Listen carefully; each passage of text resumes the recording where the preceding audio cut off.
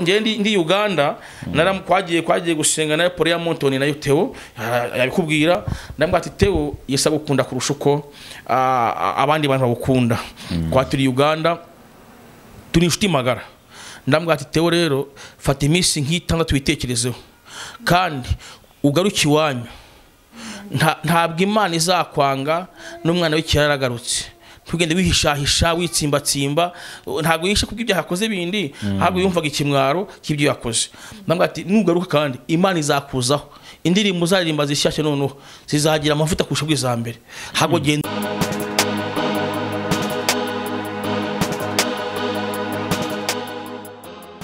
mu izina rya Yesu abadamu bababaye abadamu barira ukunishimana n'amapasiteri nakuri iki kiganiro ishimana n'umugabo wawe ufite miliyoni 10 miliyoni 100 ufite imodoka nta byishimo ufite nta munezero umva kambisubiremo Yesu Kristo ibaze nawe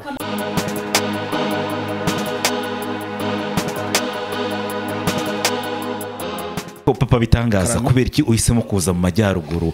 hari amakuru dufite ko wari uvuye mu birunga uvuye kureba ingagi kubera iki hashize imyaka myinshi utari waragize amatsiko kuvuga ngo ngiye kureba ingagi cyangwa se ngo nembere mu majyaruguru urabona abakozi b'Imana tumaze kwisobanukirwa abo turibo burya hari amadini tuvukira amadini cyangwa amatorero akatwigisha ukuntu umuntu agomba kwihugiraho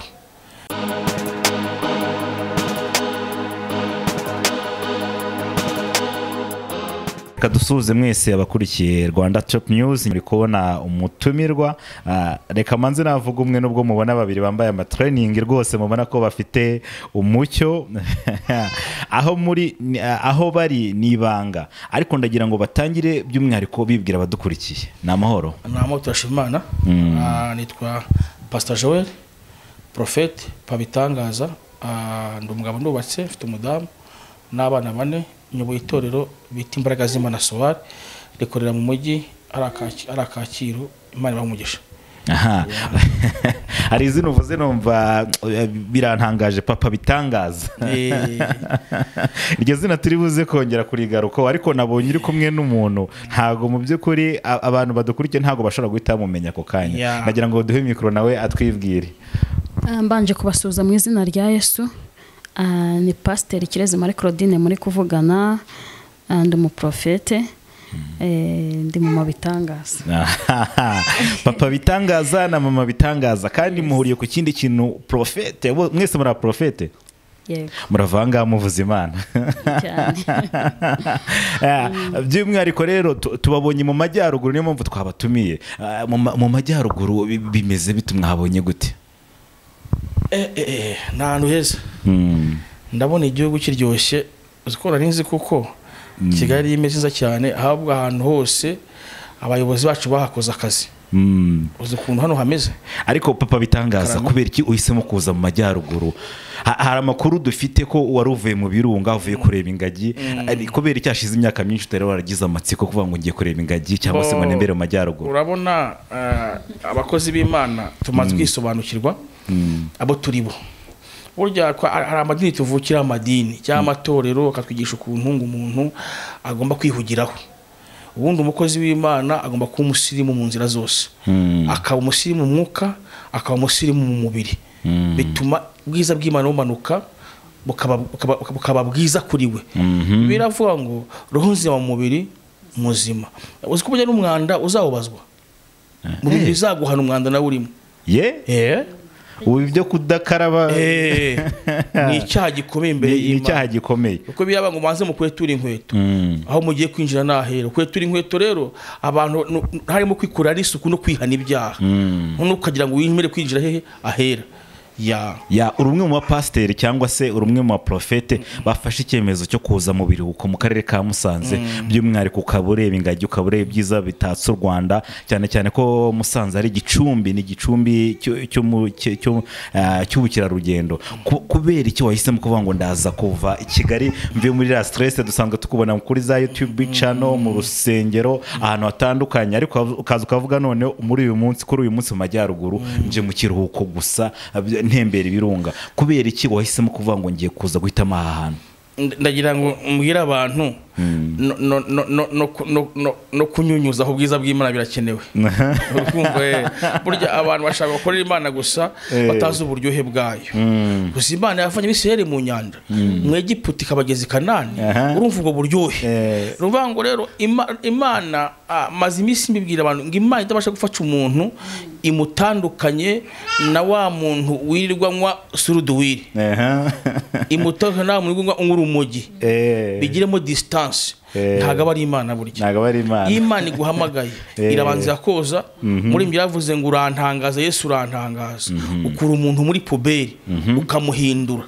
Kumuhindura rero harimo kumuhindura. Urabona ngiye igihumbi cyanjye ni cyinshi, kingira fresher, ngura isabune yanjye aba ari gifura nkayikaraba ngasa neza. Akigihumbi cy'umungu w'inzoga niyo yagira miliyari ntago biva, ntacyo yamumarira kuko arayasesagura. Rero hari umukozi w'Imana, umwana wanjye wo mu mwuka Mutokambari, ndamukunda cyane, turi hano muri Musanze. Yambwiye ati profete mutembereze Musanze, anyereka Ingagi, mbega angana n'amajabu, nutaraza kuhagera azatembera arebe ibikorwa bikorerwa aha ngaha. Nageze n'ahantu bita mu Kinigi, nabonye amaze ari kubakwa abayobozi baha na nyakubahwa perezida Repubulika ndamushimiye, arimo arakora ibintu byiza cyane. Ngira ngo mwabonye nura mudugudu uriya wundi perezida wa Centrafrica yigeze kuza kuhasura. Umva uriya mudugudu, ibitaro, amashuri, perezida amajwi abiri nongereho irindi nona. Hanyuma mbabona mwambaye neza, mwambaye amatraining, ninde watoranyije imyenda? Ibyo byose nubwo muri abaprofete nahise n'imagine nanjye nagize yerekwa ko muri couple cyangwa se muri urugo mwashinze urugo, ariko ninde watoranyije style? Ni ngewe. Niwe watoranyije style. Madamu uzo kuvuga ngo ni wowe? Ni ngewe. Oya muhe mikro kugira ngo nawe twumve mu by'ukuri nde watoranyije style, kubera ko mwambaye amatraining agezweho kandi meza. Unda pastor bakunda kuba ati ndambara itise, niyo ajya gusura Ingagi. Burya benshi njya mbabona asibye kari ni pastor wa mbere mbonye waje gusura Ingagi, ariko kubera kimwe ngo twambara amatraining nahoze mbona mwambaye n'amaspress. Ninde wahisemo style mu by'ukuri? Ubundi mu busanzwe Papa Bitangaza no musirimu. Kera hari ijambo ajyaga akunda kumbwira tukiri abakene cyane bo hasi, kambwira uti shaha Imana ningirira neza ikansiga ubuke ku munwa, nzajya mutembereza mujyane, tuzajya twambara amatriningi mu myenda myinshi ubundi tukunda kugira, hakunda kuzamo amatriningi. Ni gake cyane dushaka kujya ku isoko ntatekereza kugura itriningi. Ni ibintu bya mbere akunda, kambwira uti tuzajya dufata abana bacu twambara amatriningi ubundi dutembere tugenda amaspress. Rero atandukanye na babandi wa mugani wawe bambara amatise, babandi unabwira ko kwambara nikobo yakavuga uti mu izina rya Yesu. Ibyo ni by'abastari. We rero baratandukanye, we afite nuza ni umunyamwuka, ariko none n'Imana yaramwigishije umunyamwuka w'umusirimu se buriya. Umusirimu kandi bituma bigenda neza kuko ntago bituma dusaza. Tumaze imyaka 15 mu rugo, twubatse urugo. Umaze imyaka 15? Ariko mumbwire mu by'ukuri umuntu ababonye imyaka 15 mufite umunezero, muranezerewe. Buriya nk'ibanga by'umwihariko ni nkirihe nk'abantu bakiriye basiribateri cyangwa se ingo ziri gusenyuka byacitse, wanagamo nk'ako kantu nubwo tutagiye kwigisha by'ukuntu bashinga urugo, nakaye kabanga mu by'ukuri Papa Bitangaza akoresha, cyangwa no mu rugo ahorana ibitangaza? No mu rugo hahora ibitangaza kuko ni umuntu ukunda guhorana udushya. Nk'abantu bamukurikirana kuri social media baramuzi, ahorana udushya. No mu rugo rero ahorana udushya. Duhorana ibitangaza, no kuvuga ngo ni wa muntu ukunda gusetsa, ni wa muntu ukunda kwishima. Kandi irindi banga burya mu rugo iyo rwubahana, umugore n'umugabo iyo bubahana, guca bugufi no kubahana, ubundi mu kubaha Imana, ibyo bintu uko ari bitatu biraza bikabubakira urugo. Harya ngo maranye imyaka ingahe? 15. Imfura yacu ifite imyaka 14. Uwa kabiri afite 11 urengaho, uwa gatatu afite imyaka 4, uwa nyuma bucura umukobwa umwe Imana yaduhaye ari we Bitangaza, nguri yicaye hariya n'uw'amezi 9. We na Papa Bitangaza ndababona mu by'ukuri mufite umucyo, ariko nagira ngo usubize Papa Bitangaza mikro gatoya, twongere tugaruke kuri ubu butembere. N'ubutembere umazemo igihe kingana iki? Nabanje Gisenyi. Na Gisenyi wageze? Mari iminsi ni Gisenyi. ndikubwira Imana ngo zahura abantu ukunteje intera nabo buri kintu kimbaza cyane mu buzima bwanjye nuko nasengera umuntu hasubizwe ngenda musezerera si mutindaho cyane nambatije amavuta yanjye ndeguye ikisha abantu batitiza ku muntu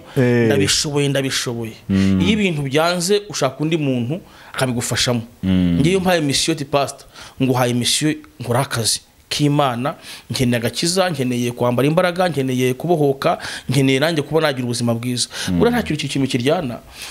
biravuga ngo kuko yankunza akaramata nicyo nzamukiriza nzamushyira hejuru ko yamenye izina ryanjye iryo ni ijambo ry'Imana ribivuga none rero abantu benshi bakunze Imana akaramata ariko bajya hasi bambara igisuzuguriro urumva mu by'ukuri ntago ibiri byemera munyamakuru yemera ko nzagushyira hehe hejuru mu by'ukuri uyu munsi ngize amahirwe nkamenyana sinishire hejuru nkamenyana na guverineri wa hano simvuza aba president n'abaminisitiri n'abagenerali nkamenyana na guverineri yoboye hano ndizira kuko sinabakira inzara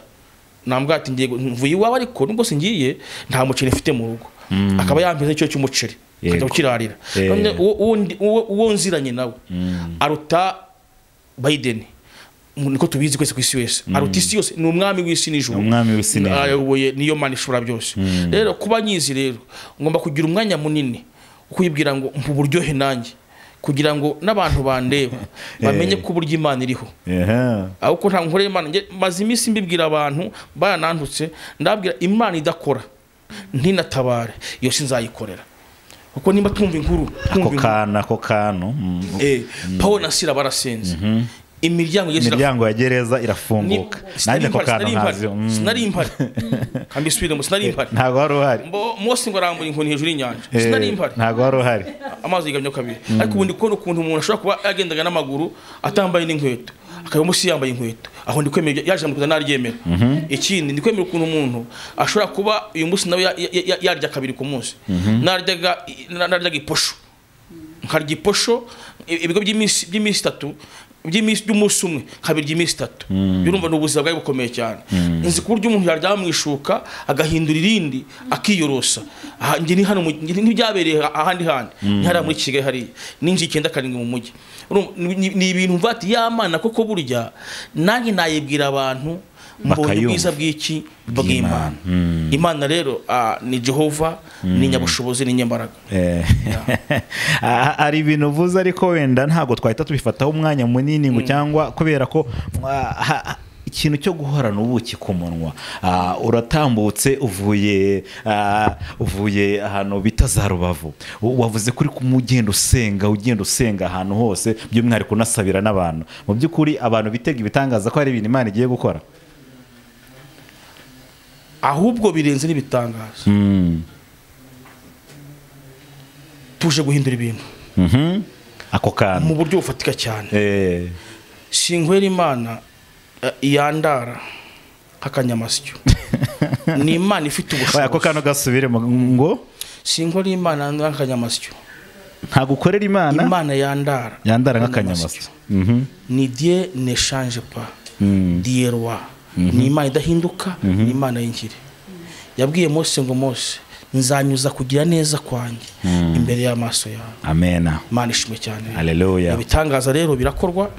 kandi mission yacu niyo kubigeza ku bantu benshi Imana ishimwe cyane byumvikane ko abantu bateye Rubavu abantu bateye Musanze hari ibitangaza bagiye kwakira bahawe umugisha umuhanuzi yahasuye asura Rubavu bahawe umugisha ntakanagiye kandi umuhanuzi akandagiye abarahera ari ahantu hamwe ntabwo tuhagera haleluya hanyuma papa Bitangaza uri kumwe na mama Bitangaza reka tugaruka kuri iryo zina kubera iki mwahisemo witwa hari umwana mwavuze witwa Bitangaza ariko social media abantu bose bakuzi kuri papa Bitangaza nyaganya byise icyambere nakoreshejwe n'Imana ibintu bikomeye muri iki gihugu kiretse ko isi ntihemba isi ntihemba iramuka ihemba yabimpa igikombe ariko isura bizi baramushingije asashe imyambaro ngo zihana bukiye ngo nabamwe uwo n'umwami wacu ntabwo najya koreye iwe rero nagize umugisha wo kubana n'Imana ngira umugisha ukunda Imana cyane abantu Imana ibankoreshaho imirimo ikomeye sinjye ukora ibitangaza ariko biravuga ngo nimuba muri njye amagambo yanjye akaba muri njye musabe icyo mushaka muzagihabwa ntabwo ari byivugira musabe icyo mushaka muzagihabwa rero nasabye ko abantu bafashwa bagatabarwa ugukomeze ntabwo ari byihinduye oya nyambwira abantu nta muntu wihindura icyo ari cyo ntabwo nakihindura umusirimu urumva hari abantu bakorewe babona ko ndi umuntu w'Imana ndi umuntu mwiza baravuga ngo uyu mugabo twamufasha iki nta kindi bafashije rero bampinduye nanjye umuntu usa neza mu bandi nabahaye ibya roho kwanza sinabita ngo bankoreye ibintu bihambaye ahubwo Yesu nkorera abakoreye abana bari abakene bari aho ngaho ndamutoka mbari abantu nabo bampa n'ituro mutoka mba utuye hano nababwiye tuzanye kera ntangana na gutya n'umwana muto yamvuga ubutumwa muri iki gihugu ndashimira kwanza kuko ari abantu babonye ko banki papa bitangaza ndibukana ndi Uganda umuntu arande bati musajya bakatonda ate karame angati habwo hari n'izina man of God umugabo w'iki w'Imana ndabwa ati ariko ndabwa ati papa bitangaza ati kandi iyo zina riko Imana irimpata yari umuntu nasengeye atarabyaraga babitangaza ndumva Imana ibimpata ntabwo ufite ibitangaza muri wowe kandi ugiye kubyara umwana w'umukobwa niwe uzemera kuko mfite abana bane batu bose n'abahungu rambwira ati igihe ubyara abana bane uwa gatatu wa kane aza ari umukobwa niwe uzamenya kuko iryo zina Imana iri guhaye ya kuko icyo umuntu akora nicyo abwira abantu nkubwije ukuri nkoreshwa ibitangaza muri iki gihugu kandi naho ntabwo mbicuruza ariko bifashije benshi kandi ashimira Imana ko ari benshi naho musanze wasanga ngo itike bindimo byose hari umuntu wakorewe uri mu bishyushye ditembera mushumburuke mu ako nakantu unyijijemo ditembera mushumburuke hehe fata madamu uziko ubushize nabwo hari umuntu wigeze kunga ati umaze imisi uvuga cyane ndimo mvuga njya za Kongo njya za Uganda mu biterane njya Burundi anga ati pastor bwira Imana kwanza use nkuruhutse ujya ahantu ufata kaho wicare wongera ubya amavuta mashya buryo tugenda burya amavuta batuva ugira mu isoko agabanya imyenda ugira kumukanishi urukumva mugaserera kwibya kuma n'ibintu bihari ugira ku mupompiste ko muco ntanyibe ashyiremo yose essence wagera ku muntu woza ntayikeshe urukumva tugenda tukumenera amavuta tukura umuntu amavuta ariko iyo ufashe umwanya nk'uyu urumva ngo hari umupasiteri mwigeze kuba afite igiterane ari mu mujyi ngo kimisine ngo azama kwa Rubangura ageze kwa Rubangura ngo arareba hejuru ngabona umukobwa mwiza ngo noneho mugenzi bari kumwe cyari giterane ngo ageze imbere aho kugira ngo avete Yesu ni umwami aravuga ngo u Rwanda rufite abakobwa beza b'inzobe urumva icyo yahereyeho amavuta ubwo yari yagiye yamana no kwirirwa mu mujyi areba umujyi areba barebare bagufi inzobe no kwanga yari mu masengesho azenguruka asabira umujyi hageze abona umukobwa ati yavuye muri Kenya yari umuvuga butumwa naza ngo urumva amunyuze umukobwa urumva rero ubwo umuntu bari kumwe bati nose umunyamavuta nawe arahoma abonye umukobwa arahoma ngo nabyakubaho muga mwiza nk'uragwa mutambuka urumva rero idufasha umwanya nk'uyu nguyu twiherereye tubona ibindi bintu bishya tugafata umwanya wo kwicara ahantu ise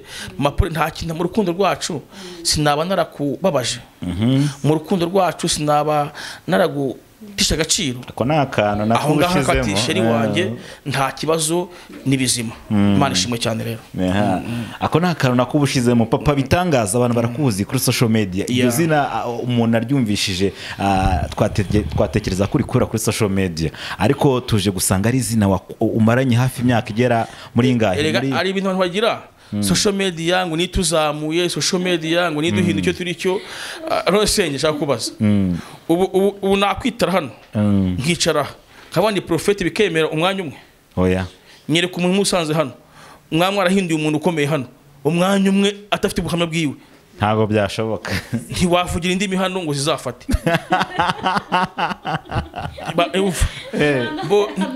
ngewe umujyi nawo manihagiye papuro hari abanyakenya hari abatanzaniya natumiye abagande bose barya ku kofi yanjye mbishyura amahoteli ibitani bikomeye abatewe bose kasubiremo bakubwira no abatewe mu rusengero rwanjye ndi afande wabo baza kuririmba ufite urusengero nyine ufite ngewe nuko muri iyi minsi ubu ngubu harimo batafunguriye ngewe bafunguriye bake ni ibintu bizwi batewe bati tu station bano apasati pastor si umuntu byitirira bose bari tayari ba Dominique ni ba torero nge no pasteur utavana pasteur uvuga ngo ngiye kubyihi ba mamazuru abyumvishije urumva ni ikintu nsubiremo abo ni abantu bonye bati pasteur kwarimbye mu rusengero rwe pasteur kwicanye mu rusengero rwe none rero ntago ari ibintu muzaba ngo naje mu gitondo ngo naje kumenagura naje gushwanyaguza nta buhamya nk'umurugero nihero hano uyu musheri wanjye wenyine ubwe abati no batakwemera abantu kanje nkwemerenge ngiye nkuzi uri umuntu ukomeye mu jambo ry'Imana twahuye mfukama imbere yawe uvuga ati shaye ikiganza mutokamba abakozi ubundi ndishimye hano ubu mfite umwana ufite amavuta hano umuhanuzi ukomeye hano mutokambari muramuza hangaha mwese hano nawe mukanya turamutumira buriya kugira ngo ibintu bisobanuke neza abantu mutokambari namusengeye twese turi hasi ariko ngiye mfite ijambo ry'Imana mutokambari ari umwana muto icyo gihe nasa nkamusha mwaka mikeya urumva antwaza bibiliya mutokambari kambwa ati mutokambari uzaba umuntu ukomeye uzavuga ijwi rimwe nimba mbeshye abantu baryifuze nawe uzahagara mu teraniro rinini abantu bakurikira icyo uvuga mu izina rya Yesu Imana irabimbwiye wabyumvishije nta mugore mfite ndi umwana uwo ni umuntu wati pasteur nimba nanaronse mwemere no kumwishyura nani hotel umunsi umwe nawe aruhukire hehe aruhukira Gisenyi ni n'umuntu wambaranira ugiye kuntuga n'urugero kandi cejeka ubu tuvuze ko ibyakira simbize iby'ubusimbize ariko kera habayeho n'umugabo w'iki w'Imana rero niyo mpamvu kwa papa Bitangaza rero ntago ari ibintu by'agasirino kandi ikindi ibindimo si umukino ahubwo mujye munanirinda gufata abantu bose mubahereze cano hari abantu bajya bayizamura kandi bayimanura umuntu avuye Cyangugu ataye umugore n'abana aje kwanduza abandi bantu hano ako nakantu maze byumve hano mufata abantu ni nk'inama ngiye abanyamakuru bose mufata abantu baha abanyarwanda ibintu bizima umuntu avuye Cyangugu amaze gutera amada ribiri kumushaka umuntu aragiye amaze kuroga iyo pfo arazamutse ngo hori ya mama ninge muhanuzi wenyine yagera amahirwe yagera iwawe ufite udufaranga wamugurira ikoti wamugurira n'ipantaro nta buhamya nta muntu wamurebye ntaki wabyumvishije akabahagaze hano ati ngenda komeye waza kugenzura rero niwe usanga abapasiteri abakozi b'Imana magutega gaciro ese iyi se pasiteri ayobora cyo ni cyambere iyi se pasiteri afite ubuhe buhamya urukumva umunyamakuru abyumvishije icyo kintu nacyo gituma turi gutega agaciro niyo mpamvu usanga ati murabona ni abayisikoro wabakumva rero avuze ibintu byiza ejo yavuga ibindi bintu bibi bwana munyamakuru ikintu mugidufashemo namwe mureke kuko ejo umuraje ngewe ndi bishop ndamwibuka ndi prophet butye mu gitondo numva ngo ataye abana bangahe bane n'umugore nako bacunguze bari abo bantu bashushungure kuko nimba uri kumuzamura iyi social media irimo irumva n'abantu benshi kujya kumva ku isi yose kujya kumva ngo Pastor Joel afite abana barenga 10 ndashimira Imana yamaze kwihana muri iyi minsi ubundi guserebura nifigishimo Yesu yungutse nta mashya Theo yihanye murabizi mwese amaze kumenya ukuri kuko Bibiliya avuga ngo urabikora hakwihorera kwibira ko mpwanye nawe nzabishira imbere y'amaso yo kubikurikirana ari kubona ubwiza bw'Imana bukende ko bwamuzaho murabyumva mani mbabarire abana bane mbabarire kumwizoga gusambana naririmbye nsambana ndi Uganda kwagiye gusenga nayo Pole ya Montoni nayo Theo yabikubwira ndambwa ati Theo yesa gukunda kurusha uko abandi bantu bagukunda kwa turi Uganda turi inshuti magara ndambwa ati Theo rero fata iminsi nk'itandatu witekerezeho kandi ugaruki wanyu ntabwo Imana izakwanga n'umwana w'ikirara agarutse. Tugende wihishahisha witsimbatsimba, ntabwo yishe kubwo ibyo yakoze bindi, ntabwo yumvaga ikimwaro cy'ibyo yakoze. Ndamubwira ati nugaruka kandi Imana izakuzaho, indirimbo uzaririmba zishyashye noneho zizagira amavuta kurusha ubwiza mbere. Ntabwo genda ubwira ukuri abantu. N'ejo hatuye kumwe n'ejo ubona ati pastor njye nabivuze ako biragoye kubona umuntu w'umugabo mvuga ati nari umusambanyi nawaga inzoga ndirimba byarangoye, ariko ubugingo burahenze kurusha iki icyubahiro. Ndashimira Imana rero Yesu yungutse, Imana yungutse umusaruro, kandi urumva nakazi k'umukozi Imana akora karekare, Imana ryabwa umugisha rero. Wenda ko Theo nako nakantu bushizemo, wenda umuntu yazanagarukaho cyangwa se yazashaka n'akandi kanya tukaganira. Nawe kamuzana natwe kuri iyo minsi nyine, kuri iyo minsi avuga ati fata iminsi 6 witekerezeho, ariko urabona ko byagize umusaruro. Ecejeka umusaruro byagize nguyu. Urabona ni hakeya kuzabona umuntu avuga ukuri kw'ibyo yakoze. N'abantu benshi yambye ngo kumbwira ati nibiki nakoze ngo ndiriyandagaje, nabwo ati nta kibazo, ubu ubatse roho ho kubaka ubutunzi, kubaka icyubahiro, ubakira ku byaha. Ndibizi mbonye kuvuga ijambo gutyo, nta muntu afata umureta uri hejuru y'umwanda, ntabwo bishoboka. Urabanza ukora isani yawe ugashyiraho umureti, uratewe agiye kuzarya umureti rero.